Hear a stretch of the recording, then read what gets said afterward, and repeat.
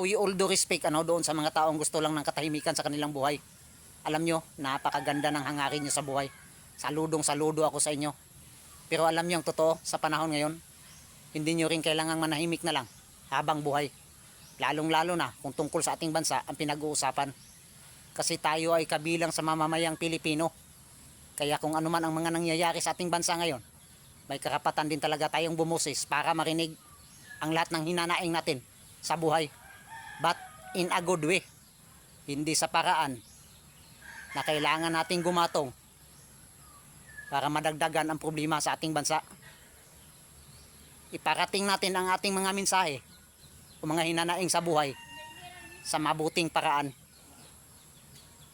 para marinig kung sakaling matulungan ang bawat isa